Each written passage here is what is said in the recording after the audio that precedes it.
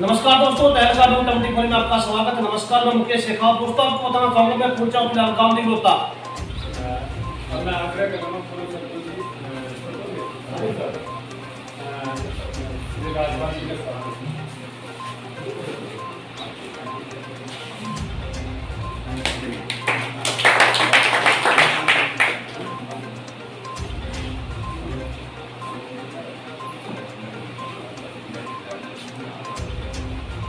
जी, ये हमारे meeting director ये डॉक्टर गुलू यादव का स्वागत करेंगे।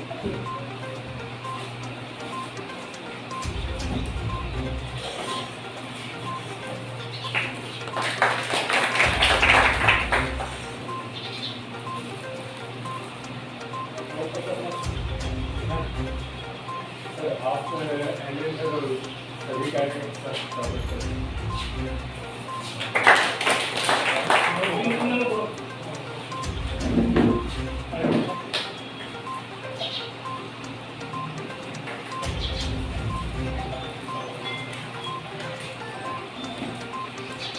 आगे का प्रोग्राम शुरुआत करते हैं। सबसे पहले डॉक्टर पूनम यादव जी से जो एक्सपर्ट है, इन्होंने 2020 के अंदर भी ग्रामीण महिलाओं को बाजरे के प्रोडक्ट्स बनाने की जो ट्रेनिंग दी थी, आज वो महिलाएँ उनको एक महिला हिमाचल चंडीगढ़ नाबार्ड की महिला प्रोडक्ट सेल करती है। अब मैं उनसे आग्रह करूँगा कि वो हमें मोटे अनाज के क्या क्या फायदे हैं उनके बारे में बताएं। आज के कार्यक्रम में जो डिग्रोता में हमारे एफपीओ के मेंबर्स और किसान भाई आए हैं, सभी का स्वागत है और सभी का सादर नमस्कार। मंच पे हमारे आदरणीय मेहमान हैं और बहुत ही अच्छे और कर्मठ अधिकारी हैं। Vijay Singh ji LDM lead bank से, अंकित दहिया जी DDM नाबार्ड, कृषि विज्ञान केंद्र से मेरे साथी वैज्ञानिक डॉक्टर राजपाल जी, doctor Manoj ji agriculture department से, और मैं डॉक्टर सुमन।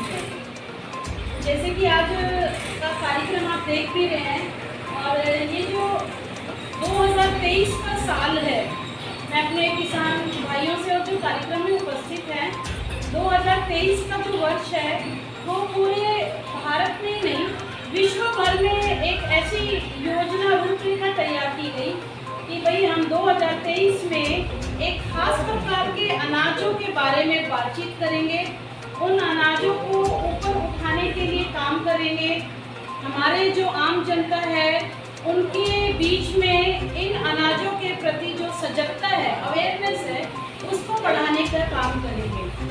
और ये भारत की पहल थी और हमारे माननीय आदरणीय प्रधानमंत्री जी मोदी जी ने जो पूरे संयुक्त राष्ट्र संघ के सामने एक ये लक्ष्य रखा कि भाई जो ये मोटे अनाज जिनको हम कह रहे हैं, गेहूं चावल से अलग जो मोटे अनाज जिनको नाम मिलेट्स का दे रखा है, हम अपने इन्हीं जो हमारे पुराने समय से प्राचीन अनाज जो कि हमारे मतलब मुख्य जो हमारे अनाज हुआ करते थे किसी समय पे, उन अनाजों के ऊपर हम सभी कार्यक्रम करें और इसको बढ़ावा दें। किस तरीके से, तो भारत की इस पहल को संयुक्त राष्ट्र संघ ने भी माना और ये तय किया सारे सदस्य देशों ने कि पूरा जो 2023 का साल है, हम इस पूरे 2023 वर्ष के अंदर जो ये मोटे अनाज हैं, मिलेट्स हैं, इनके बारे में ज़्यादा से ज़्यादा कार्यक्रम करेंगे, सजगता फैलाएंगे। अब बात थोड़ी सी हम करना चाहें मोटे अनाज की, ऐसा हम नाम करें बार बार मोटा अनाज, और यदि मोटे अनाज में हम बात करते हैं तो क्या क्या चीज़ें आ रही हैं। हमारे जो दक्षिणी हरियाणा का ये जो जिला है, हम बात करें खाने के लिए आप बाजरा इस्तेमाल करते हैं, मोटा तो नहीं है देखने में, है ना? कोई ऐसा मोटा मोटा अनाज है क्या? नहीं, देखने में तो नहीं है। यदि हम उसकी आकृति देखें, या ज्वार की बात करें, ज्वार हम लोग आजकल खाना बंद कर दिया है, पशु के चारे के रूप में इस्तेमाल कर रहे हैं। रागी हमारे यहाँ नहीं हो रही है, और भी इससे भी महीन जो हैं वो मोटे अनाज में आते हैं। कामनी आपने नाम सुना हो, कांगड़ी कुछ विशेष अवस्थाओं में स्वास्थ्य के लाभ के लिए हम कांगड़ी का सेवन करते हैं। कोदो हो गया, सावा हो गया, कई सारे ऐसे जो अनाज हैं इनको मोटे अनाज की संज्ञा दी गई है। मोटा अनाज आप ये चावल गेहूं से भी बारीक आप देख रहे हैं, मोती के समान है। तो यहाँ पहली बात तो समझने की ये है कि भाई मोटा अनाज हम क्यों कह रहे हैं। मोटा अनाज शक्ल को देख के या उसके साइज को देख के मोटा नहीं है।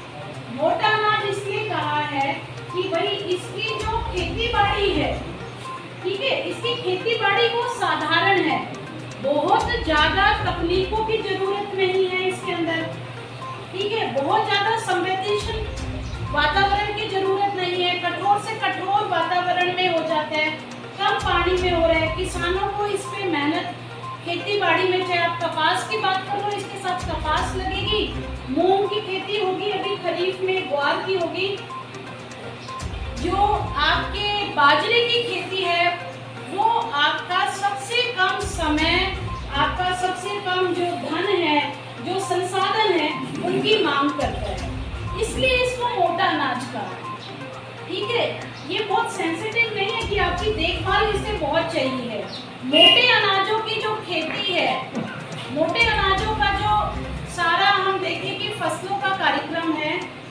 उसकी जो सारी देखभाल है वो साधारण है, कम से कम रहती है, इसलिए मोटा अनाज कहा गया है।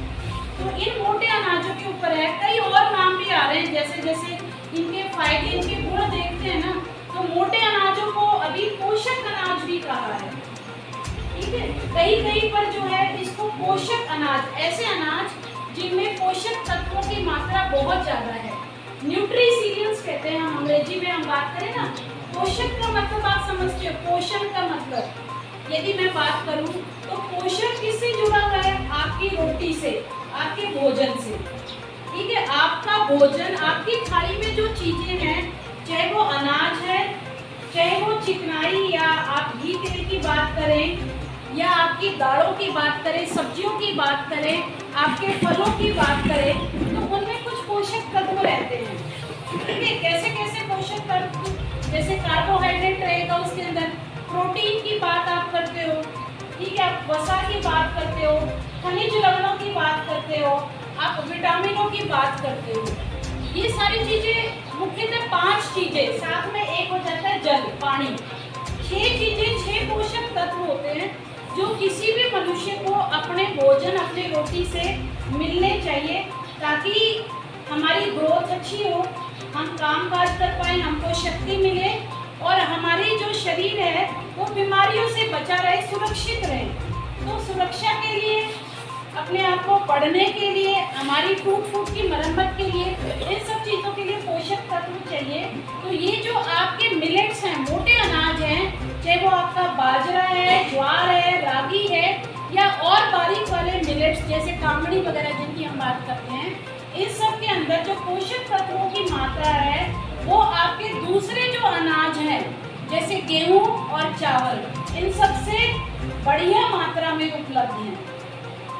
देखो, मैंने शुरू में बताया कि जो आपका बाजरा है, बाजरा तो हमारे बहुत लंबे समय से, हमारी जो पुरानी पीढ़ियों से, हम एक तरीके से कहें, हमारा जो एंशिएंट अनाज है, पुराना प्राचीन समय से जो जुड़ा हुआ है, वो सबसे क्या है, हमारे ये मिलेट्स हैं। ठीक है, पर धीरे धीरे समय ऐसा आया, सरकार की योजनाएं बढ़ी, बदली भी योजनाएं, परिवर्तन हुआ, और हमारे जो बढ़ती हुई जनसंख्या के कारण भारत में नहीं, सभी देशों के अंदर योजनाएं बदली, और 1960 के बाद तो हरित क्रांति का जिक्र आपने सुना है। हरित क्रांति का जो समय आया 1960 के समय, तो क्योंकि आज़ादी के बाद देश भी बढ़ रहा था और जनसंख्या भी बढ़ रही थी, तो ये जो मोटे अनाज है ना, ये काफ़ी नहीं थे कि पूरे जितने भी लोग हैं उनका पेट भर सके। तो सरकार को ऐसे अनाज की ज़रूरत थी, ऐसे अनाज की तरफ हम बढ़े कि जो जनसंख्या है उसका पेट भर सके। तो हम गेहूं और चावल की तरफ आ गए, और वो गेहूं और चावल उस हरित क्रांति से सरकार का एक ही फोकस था। उस समय तो सिर्फ ये था खाद्य सुरक्षा, पोषण सुरक्षा पे अभी हमारा ध्यान नहीं था, हमारा ध्यान किस पे था? खाद्य सुरक्षा। और हम किस पे आ गए? हम मोटे अनाज छोड़ के, बाजरा ज्वार को छोड़ के गेहूं के ऊपर आ गए। और गेहूं जो है नई नई तकनीक आई, वैरायटीज बहुत अच्छी आई, हाइब्रिड वैरायटीज आई, और उसके कारण आप देख रहे हैं कि ये जो हमारी थाली में से बाजरे की रोटी आपकी खत्म होती गई। और पुराने समय में तो जो थाली के अंदर बाजरा ही रहता था, रोटी चाहे वो आपकी खिचड़ी थी, आपकी राबड़ी थी, पापड़ी थी, आपकी चूरमा था, सभी जो चीज़ें हैं, ज्वार बाजरा, इन सभी अनाजों के बारे में हम बातचीत करते थे। पर धीरे धीरे गेहूं की रोटी पे आ गए। और आज एक समय ऐसा आया जब ये 20वीं शताब्दी में हम आए तो हमने देखा अब तो गेहूं भी छोड़ के गेहूं के जो रिफाइंड रूप हैं, हम किस पे आ गए हैं? मैदा पे आ गए। आज के बच्चे की थाली में क्या है? आपके ब्रेड है, ठीक है, उसकी थाली में मैदा के बिस्किट हैं, मोमोज हैं, पिज़्ज़ा है, बर्गर है। ये जो सारी खाद्य वस्तुएं हैं जो आज के समय में आ रही हैं, वो सारी किससे बन रही हैं? इस गेहूं के बाद जो गेहूं की प्रोसेसिंग करके हमारे पास मैदा आया, उस मैदा पे आके हम आगे। और ऐसी स्थिति आई कि पिछले जो 2 सालों में जो कोविड की स्थिति आई, उसमें तो हमने सभी ने, चाहे वो चिकित्सक वर्ग था, हेल्थ से जुड़े हुए लोग थे, या हमारे जो योजना बनाने वाले बड़े बड़े नेता थे, पूरे देश का प्रशासन चलाने वाले थे, उन्होंने सबने यही एक निष्कर्ष निकाला, भाई जो यदि स्वास्थ्य को पकड़ के रखेंगे ना, तो ही हमारा सारी चीज़ें हैं, ठीक है। और उसके ऊपर हम दोबारा से सबने मिलकर ये तय किया कि भाई मोटे अनाजों पर वापस आना है। और बहुत सारे लोग तो मोटे अनाजों पर 3-4 साल पहले से ही आ चुके हैं। आज आप देखो बाजरे की कीमत है 22 रुपये किलो, 20 रुपये किलो ऐसे मिल रहा है। एक समय था 8-10 रुपये का भी रेट नहीं था किलो का। आज इतना रेट क्यों मिल रहा है? क्योंकि आप देखेंगे ना, जहाँ पर भी शहरों में चले जाओ, जहाँ पर भी बड़ी दुकानें हैं, स्टोर है, मॉल है, आपको जो भी लोग अपने स्वास्थ्य के प्रति थोड़े से भी सचेत हैं, वो आपके ये पार्ले जी ये वाले बिस्किट नहीं खाएंगे, मैदा के बिस्किट। वो क्या मांगेंगे? यदि मैं पैसा लगा भी रहा हूँ ना 20 रुपये, तो उससे मेरी सेहत को फ़ायदा पहुँचाने वाली चीज़ है, वो बाजरे के बिस्किट खरीद रहे हैं, वो ज्वार की कुकीज़ खरीद रहे हैं, ठीक है, दलिया ऐसा खरीद रहे हैं जो इन मिलेट से बना हुआ है। तो सरकार का ये फैसला आया। और आप देखेंगे हम तो जनवरी से हर एक कार्यक्रम में, चाहे हमारा किसानों के लिए कोई भी प्रोग्राम हो, चाहे कपास का प्रोग्राम हो, चाहे खरपतवार का प्रोग्राम हो, कहीं खाद बीज की बात करें, हम 2 मिनट मिलेट्स पे ज़रूर बात करते हैं, ठीक है। अब मिलेट्स की बात करें तो ये जो मिलेट है ना, सिर्फ मैं ये कहूँ कि भाई मेरे स्वास्थ्य के लिए ही जरूरी है, ऐसा नहीं है। देखो ये जो मिलेट्स है ना, आजकल आप देख रहे हो कि जलवायु परिवर्तन की कितनी बात हो रही है ना। हम अपने जलवायु भी, हमारी कितनी अजीब सी गर्मी हो रही है। सर्दियों में सर्दी की जो तीव्रता है वो कितनी ज़्यादा बढ़ रही है। बारिश का नहीं पता, सामान्य बारिश नहीं है, बारिश भी हो रही है तो ऐसी भी जो नुकसान करके जा रही है। कभी बिना ही समय के जो प्रकृति के कारण ओलावृष्टि हो रही है। तो ये सारा जो ग्लोबल वार्मिंग का काम है वो भी सारा इस तरीके से हो रहा है कि हमारी जो फसलें हैं ना, किसान ज़्यादातर इकहरी फसल प्रणाली पे आ गया है, मोनोक्रॉपिंग पे आ गया, लगातार वही, यहाँ कपास हो गया, गेहूँ हो गया, फिर कपास गेहूँ हो गया, इसी तरीके से चल रहा है।